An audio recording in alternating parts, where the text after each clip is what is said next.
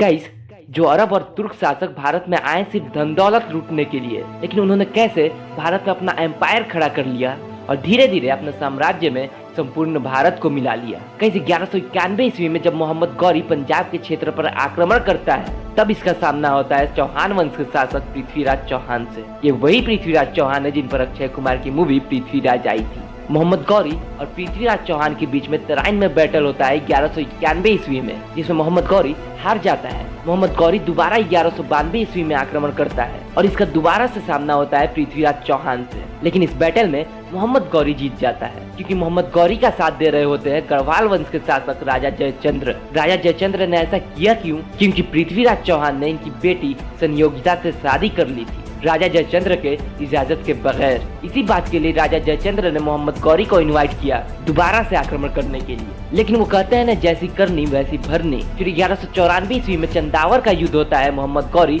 और राजा जयचंद्र के बीच में, जिसमें राजा जयचंद्र हार जाते हैं। अब इस पूरे एरिया का शासक हो जाता है मोहम्मद गौरी। लेकिन मोहम्मद गौरी भारत में रुकता नहीं है। इसने भारत में शासन की बागडोर दे दी अपने गुलाम तथा दामाद कुतुबुद्दीन ऐबक के हाथों में, और ये खुद लौट जाता है अपने राज्य गौर। और 1206 ईस्वी में इनकी मृत्यु हो जाती है और यहीं से शुरू होता है दिल्ली सल्तनत का पहला वंश, गुलाम वंश। लेकिन मोहम्मद गौरी भारत पर आक्रमण करने वाला पहला मुस्लिम नहीं था। भारत पर आक्रमण करने वाले पहले मुस्लिम थे मोहम्मद बिन कासिम, जिसने भारत की सिंध पर आक्रमण किया था 712 ईस्वी में। जहां इसका सामना हुआ था वहां के शासक राजा दाहिर से, जो मोहम्मद बिन कासिम से हार गया था। दूसरा आक्रमण किया था मोहम्मद गजनवी ने। अब बात करते हैं मोहम्मद गौरी के मरने के बाद भारत के शासक बने कुतुबुद्दीन ऐबक की। क्योंकि ये मोहम्मद गौरी के गुलाम थे, इसलिए इस वंश का नाम रखा गया गुलाम वंश। इस वंश के संस्थापक थे कुतुबुद्दीन ऐबक। इन्होंने ही दिल्ली के कुतुब मीनार की नींव रखी थी। इसके साथ ही साथ इन्होंने ही दिल्ली में कुबतुल मस्जिद तथा अजमेर में 2.5 दिन के झोपड़ा का निर्माण करवाया था।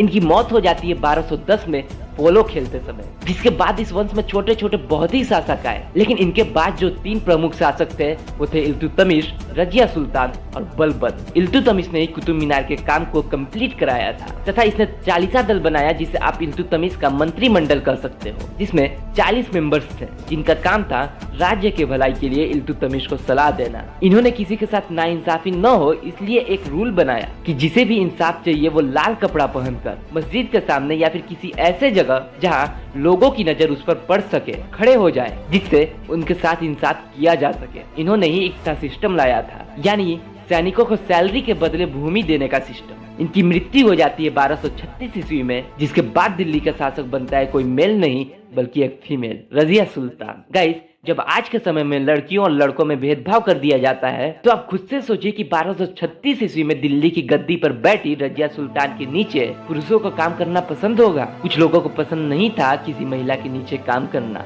और इनकी हत्या कर दी जाती है 1240 ईस्वी में। इनके बारे में इतिहासकारों का कहना है कि अगर रजिया सुल्तान महिला न होती तो इनकी गिनती देश के महान शासकों में होती। इनके मृत्यु के बाद दिल्ली की गद्दी पर छोटे छोटे शासक आते रहे, लेकिन 1266 ईस्वी में दिल्ली की गद्दी पर बैठा एक ईरानी शासक बलबन, जिसे उलूग खान की उपाधि दी गई थी। ये शासक बनते ही इल्तुतमिश द्वारा बनाए गए 40 दल को समाप्त किया। इसने रक्त एवं लॉ की नीति अपनाई। इसने अपने दरबार में नौरोज, जो एक ईरानी त्योहार था, मनाना शुरू किया और 1287 ईस्वी में इसकी मृत्यु हो जाती है। जिसके बाद इस वंश का अंतिम शासक आता है शम्मुद्दीन कैमूर, जिसकी हत्या 1290 ईस्वी में जलालुद्दीन फिरोज खिलजी ने कर दी, और यहीं से शुरू हो जाता है खिलजी वंश, जो 1290 से 1320 ईस्वी तक रहता है। जलालुद्दीन फिरोज खिलजी का भतीजा था अलाउद्दीन खिलजी। ये वही अलाउद्दीन खिलजी है जिसे पद्मावत मूवी में दिखाया गया है, जिसका रोल किया था रणवीर सिंह ने। इसके शासनकाल में मंगोलों के कुल 6 आक्रमण हुए थे, जिसमें इसका एक सेनापति जफर खान मारा गया था। इसने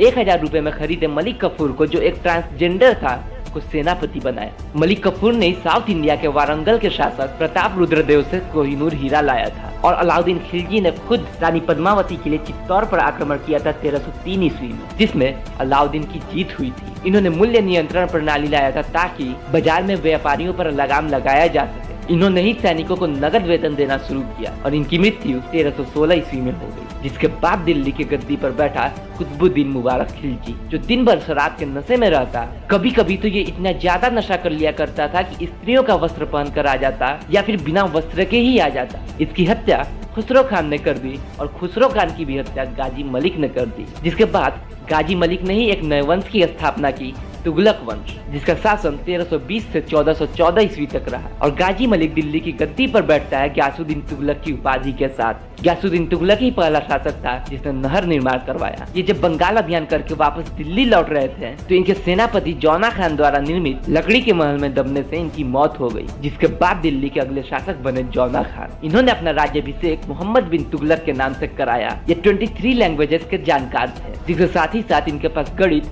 और ज्योतिष का भी नॉलेज था। और दिल्ली सल्तनत का विस्तार भी सबसे अधिक इनके समय ही हुआ और दिल्ली सल्तनत टूटना भी इनके समय ही शुरू हुआ। 1336 ईस्वी में हरिहर एवं बुक्का नामक दो भाइयों ने विजयनगर साम्राज्य को स्वतंत्र किया एवं 1347 ईस्वी में हसन गंगू ने बहमनी साम्राज्य को स्वतंत्र किया। मोहम्मद बिन तुगलक ने 5 गलत नीतियां अपनाई थी जिन्हें इन्हें खुद बदलना पड़ा। नंबर 1, फसलों पर टैक्स का बढ़ाना काल के समय में। और अपनी इस गलती को सुधारने के लिए दीवाने कोही नामक एक विभाग बनाया। फिर इन्होंने पीतल का सांकेतिक मुद्रा चलाया, जिसे बनाना इतना आसान था कि कोई भी लोहार इसे आसानी से बना दे रहा था, जिससे बाजार में नकली कॉइन्स भी आने लगा, जिसे बाद में बंद ही करना पड़ा। इनकी सबसे बड़ी गलती थी राजधानी को दिल्ली से दौलताबाद शिफ्ट करना, ताकि ये मंगोलों के हमले से बच सके। लेकिन इससे बिल्कुल भी फायदा नहीं हुआ, बल्कि इस सब में इनका लॉस ही हुआ। इनके मृत्यु के बाद इतिहासकार बदायूनी ने कहा, अंततः लोगों को उससे मुक्ति मिली और उसे लोगों से। इनके मृत्यु के बाद दिल्ली की गद्दी पर बैठते हैं फिरोज शाह तुगलक, जिन्हें दिल्ली सल्तनत का अकबर कहा जाता है।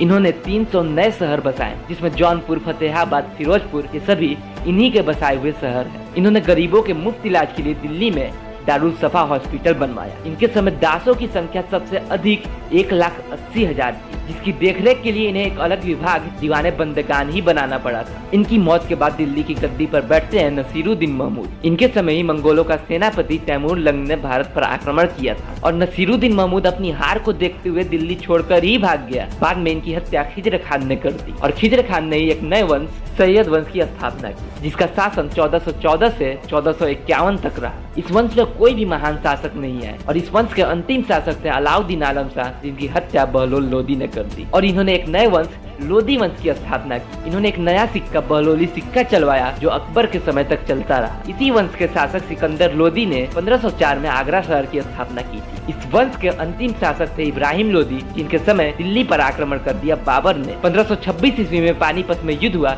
इब्राहिम लोदी और बाबर के बीच, जिसमें इब्राहिम लोदी की मृत्यु हो गई युद्ध के मैदान में ही। इब्राहिम लोदी दिल्ली सल्तनत का पहला सुल्तान था जो युद्ध के मैदान में मारा गया और यहीं दिल्ली सल्तनत की समाप्ति हो जाती है। दिल्ली सल्तनत का शासन रहा 1206 से 1526 तक और 1526 ईस्वी में बाबर ने नींव रखी एक नए वंश मुगल वंश की। और इसी के साथ दिल्ली सल्तनत समाप्त होता है। और मेरा ये वीडियो कैसा लगा कमेंट सेक्शन में जरूर बताइएगा।